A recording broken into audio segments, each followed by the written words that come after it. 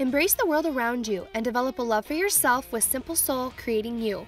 Amy Holst and Tasha Fritz cut through this crazy life with humorous personal stories, research, and practical tips in an effort to simplify life and help empower you to become connected to your real thoughts and feelings. Love your Simple Soul. Hey guys, welcome back. It's Tasha. And it's Amy. How are ya? Good. How are you? I'm great. You guys, I don't know where at in the country you are, but it is a beautiful 75 degrees here in Iowa. Oh my gosh, it's gorgeous. It is fantastic. Yeah, it is. And we've got a kind of fun topic. We do, yes. This one is one that I think we're going to be pretty excited about. So, Agreed. Because it's one that we do talk about, right? So, what is judgment? That's what we're going to talk about. So, what is judgment? Well, judgment is meant to be neutral, but in our society, it's really taken on this negative kind of feel. But yet, we judge everything that we do.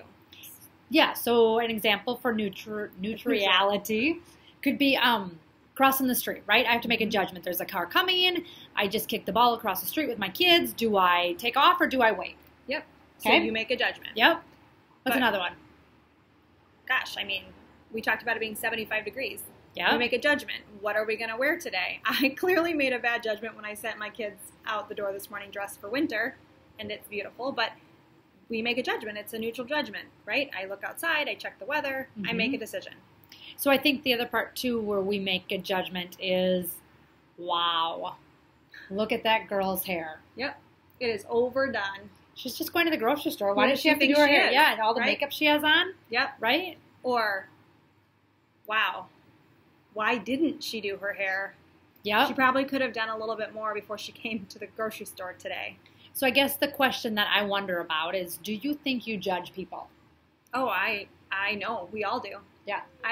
Absolutely, we all do. And I am no expert in positive psychology or psychology in general, but absolutely we all judge people, either for the positive or the negative. And so I feel like, and this is going to come up later, I feel like I want to say that I work hard at not judging, but I do judge, right? But I'm aware, okay, so I talked about this continuum last time. Am I any better judging when I know that I'm judging and I can justify why I'm judging? Like, does that make it better? No. It just means you're trying to justify that you can judge or say you're not judging. But it happens so fast. Like, yeah, so how fast? What does it say? It kind of depends on what you read. The Association for Psychological Sciences, I believe it says, less than a second, 1/10 of a second. Yep. And you can make a judgment on somebody. And yeah, and so I read too. So just to kind of give you a continuum here, I read 7 seconds. Right. And you have up to 11 judgments in those first 7 seconds. So honestly, whether it's 1/10 of a second or it's 11 seconds, we know that it's fast. It's happening. And we're judging their appearance. We're judging their socioeconomic status. We're judging their parenting skills if they've got kids around them, or even their relationship if they're with their spouse. We're judging everything. Yeah. But why? Why do we do that? Well, so why do we do it? Like, okay, I'm going to bring my example back to a continuum, right? So I think partly some people judge for insecurities. Absolutely. I think the judgment that I make sometimes, I don't feel like I'm insecure about. I feel like I'm more, they judge everybody else, so I've justified that it's okay for me to judge because they judge everybody else, right? Why do you think people judge? Well, I definitely think it's insecurity, for sure. And I believe I judge people for things that I judge myself the hardest for, which would be those insecurities, right? But I also think sometimes I judge people when I'm intimidated by them. Okay. Or maybe, intimidated by them. So that person is really brilliant, or that person is really beautiful. So instead of me just saying, gosh, they're really beautiful, I hope my husband checks them out, I say, why does she think she needs to present herself like that? Or why, you know what I mean, kind of thing? Well, and I got news for you because I watched this video, and it was a 5-minute, it was like a mini TED Talk, but it wasn't on TED Talk, and I won't give the kudos to where I got it. But basically, it was about that men do check out every single woman that walks by. And basically the author was trying to say, but you're in luck because their brain doesn't imprint what they look like necessarily, and they've forgotten about the person as soon as the next female walks by. Yeah. So even if you're judging another female because of the insecurities or because somebody might be prettier or whatever, the news flash from the men is that they've forgotten about that woman already, that they've already moved on to the next one. So, right, well, but they're good. going home with you, so it doesn't really matter, right? That's good. Right? Okay, that's good. I'll take that one. I need to watch that. Yeah, so I think where it becomes a problem for me, though, when it becomes to judgment. So somebody could judge the way I look, right? And honestly, not that I don't care, but if you think that my clothes aren't okay, well, that's on you. You know what I mean? But where I think I get a little bit more sensitive is when it talks about like my character, talks about my beliefs, talks about my parenting style, talks about my intelligence, really gets to the core of who you are. Yes. Yeah. Then I feel like that is a little bit more damaging as a judgment versus somebody who just, I might have heard through the grapevine, they thought something about me. Yeah. You know? Perfect example. I would say that religious preferences would fall into what you were just describing. And like, not just preferences, but practices in general. Whether you come to church or don't come to church or whatever. And I'll never forget, I was in a Bible study doing a conversion from Catholic to Lutheran. Doesn't even matter. But somebody said to me, if you can't, you should always be able to make time.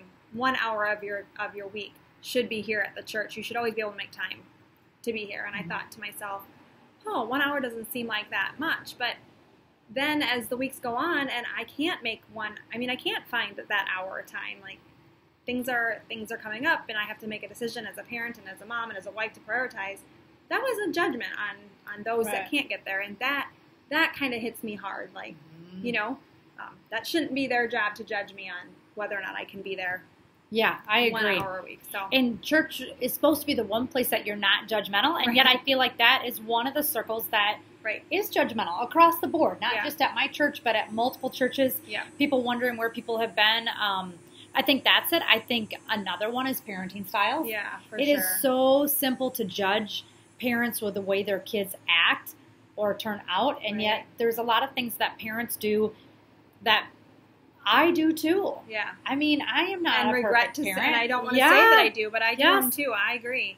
I think one of the places that you and I probably are quick to judge is on what kids watch on TV or social media or video gaming or whatever. I know I have to catch myself from commenting, and I do sometimes slip and leave a comment that I probably shouldn't have when it comes to that. Well, and I think once you know better, you need to do better. Mm-hmm. And sometimes I think people just don't even realize. Mm-hmm. But that frustrates me too, because we have given the most powerful tool to our kids, the social media or those connected devices, and we would never throw our kids car keys and say, here, go. But yet we as parents sometimes don't feel like we need to be embedded in what our kids are learning and doing because my kids can teach me all the stuff. It's like, that's backwards. So here I am. I'm judging. I'm starting to get irritated by that. So see, that's get off the that piece topic. I just said. We do judge.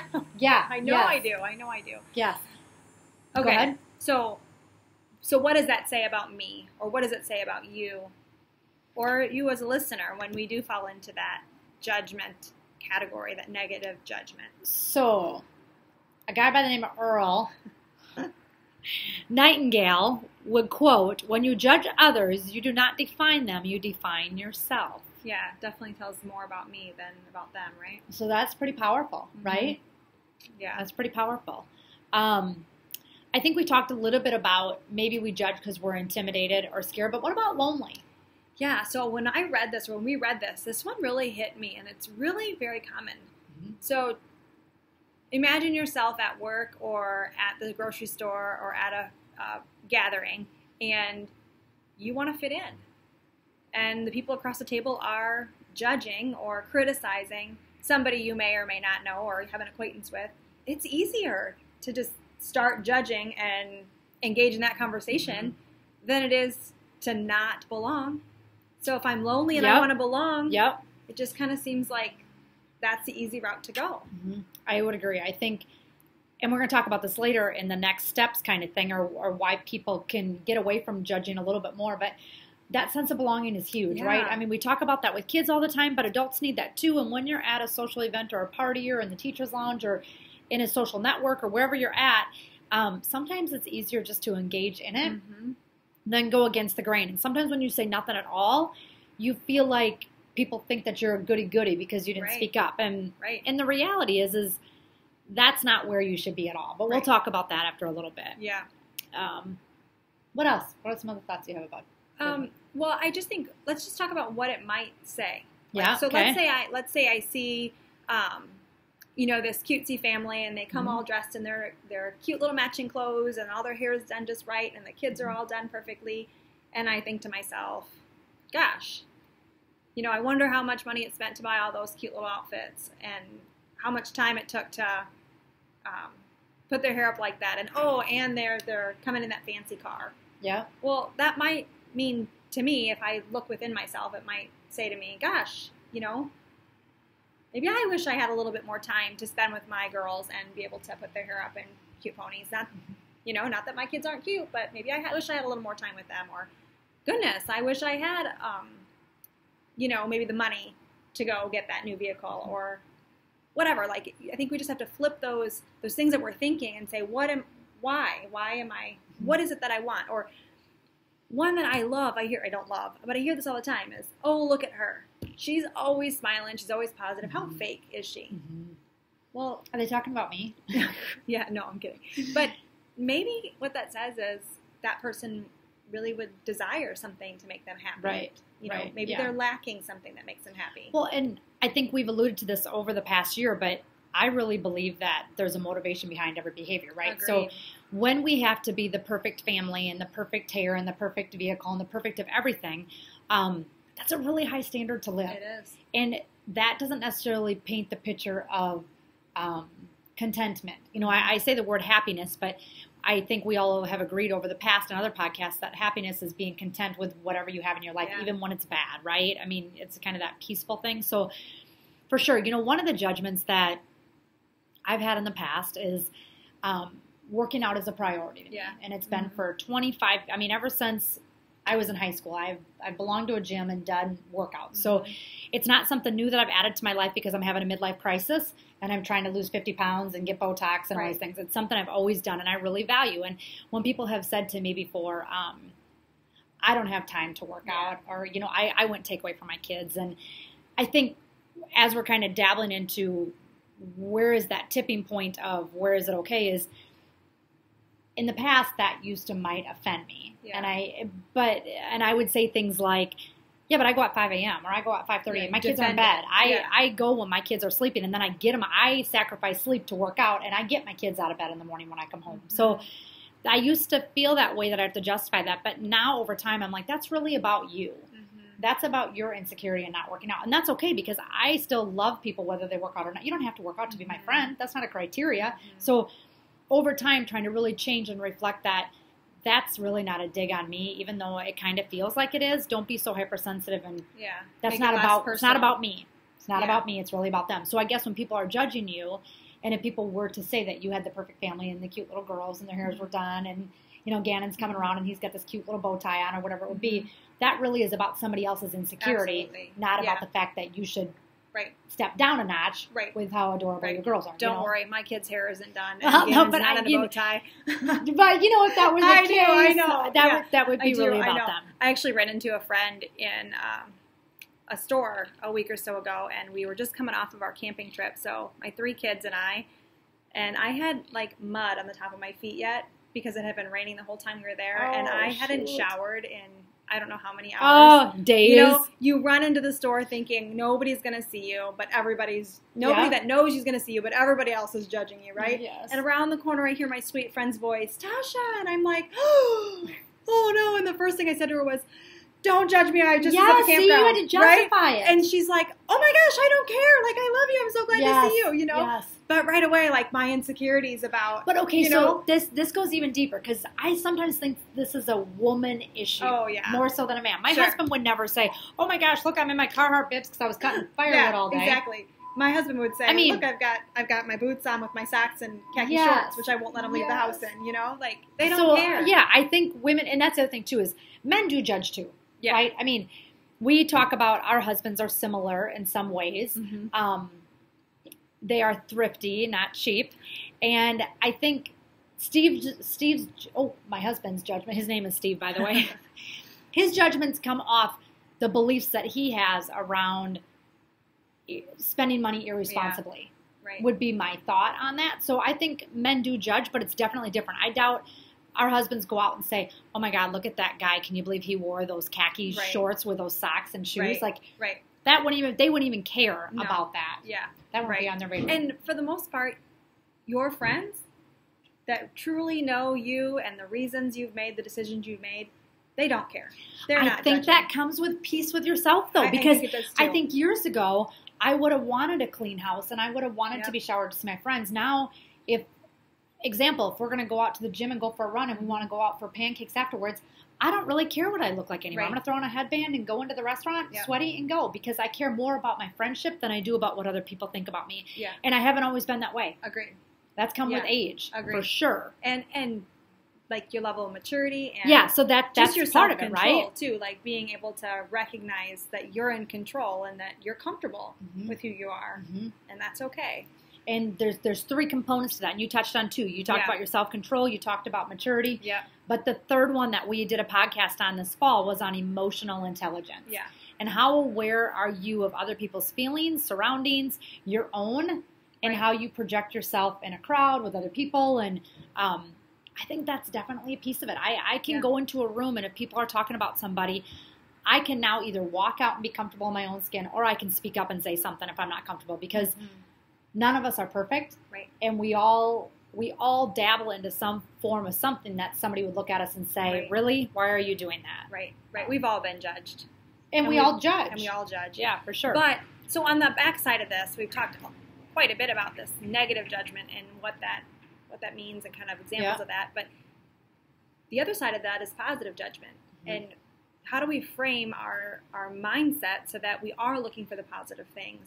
And like you said, it requires practice and age and being aware of your own emotions. But there really is some benefits to being able to do that. So give me some more. Yeah, well, I think the first one is that be people's cheerleader. Yeah. Like, my gosh, being in this world is hard enough, and being a parent and trying to navigate careers and kids and all that, as tough as it is. So cheer each other on. When somebody gets a new vehicle, be authentically happy for them. Yeah. I mean, seriously, be overjoyed that they could do that for themselves. I think monitor your thoughts for sure. Like, when you have a thought coming in, get it back out. And the other thing is, I want my friends to hold me accountable. Right. I'm okay when a friend says to me, Amy, you do the same thing. And then I stop and I want to say at that moment, don't hurt my feelings. You're supposed to be my friend. Right. But I immediately would probably follow up with, you're right, I do. Like, thanks for calling me out, because I'm not perfect in this world either. Yeah. I think you just gotta make sure that you're looking for the positive, right? Like, going back to that sweet little family with their kids all done up, like, celebrate that. Like, wow, your family looks great today. Yeah. My goodness, like, awesome. Like, just to celebrate that and compliment people for the hard work that they are putting in, because it is a struggle. And that probably was a struggle to get ready, and the kids were crying in the process. Right, you know? That's just it. Just celebrating that. And I think you have to avoid stereotypes too. You know, like, just avoid lumping people into this one group, or lumping them in a group with their friends or with the crowd that they run with. And that's where the always and never come in. I hear people say, I would never do that. And I'm like, really? I'd never say never, and I would never say always, because as soon as you say that, you're doing it too. So I think the other thing too is, stop judging yourself. Yeah. Stop holding yourself to this ideal, perfect person. And we've talked about this with social media use too. Stop putting only the positives out on social media, right? It's fun to see when people have nuances in their life, and when they do things that are maybe not the ideal vacation or the ideal location. And stop judging yourself. Well, I think give yourself a break. Like, cut yourself some slack. Like, you're doing the best you can in the circumstances that you're in with the resources that you have. And so I think if you just start to acknowledge that and just be thankful for that, then you can turn yourself into more of a positive, a place of positive judgment versus being so hard on yourself. Yeah. And celebrate the little things, the little successes. By golly, if all the kids are out the door with their tennis shoes on and the bus rolls in and my hair is done, I'm on, I'm feeling good, so just celebrate those And I think things. the other thing too is, be careful what you project to other people, because I'm thinking about, like, my oldest son doesn't always match. He'll wear a tie-dyed shirt with khakis, and I'll say, Gavin, that looks ridiculous. And he'll say, I don't care, and I don't care what other people think about me. Right. Thank you, son. That is a good response. However, someday I'm going to tell your wife that I tried. I swear to you, I'm going to tell her I tried. Because but he really genuinely doesn't care what other people think, and that's pretty cool. Right. That's pretty cool. Don't impose that on him then. Yes. I do believe that we do that too. Like if we hold a grudge, or if we've been judged, or if we're judging somebody for something and we hold on to that, we've got to be careful not to hold on to that bitterness and then project it onto other people and hope that they then become this group of people that will also believe this about that person. Oh, because it's easy, right? Yeah. I mean, like, if I know, like, I love you. So if I know something that you don't like, I'm probably more inclined to be like, oh, maybe I don't like it because I want to make sure I'm supporting you. Right. You know, so, and making sure that we're not doing that. Yes.